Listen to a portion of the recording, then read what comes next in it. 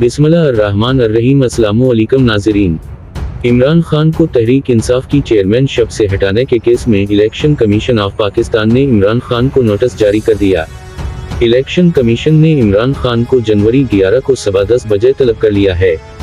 Notice में कहा गया है कि इमरान खान मुकर्ररा तारीख पर ज़ाती हैसियत में या बजरिया वकील पेश हों।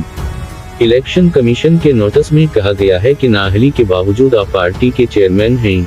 नाअहली होने के बावजूद पार्टी चेयरमैन रहने पर इमरान खान को नोटिस जारी किया गया है।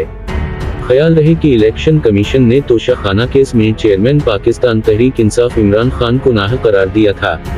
Chief election commissioner Sikandar Sultan Raja की सरबराही में 5 रुकनी बेंच ने मुत्तफ़िका फैसला सुनाया था। नाज़रीन, अपना ख्याल रखिएगा। खुदा हाफिज। पाकिस्तान जिंदाबाद।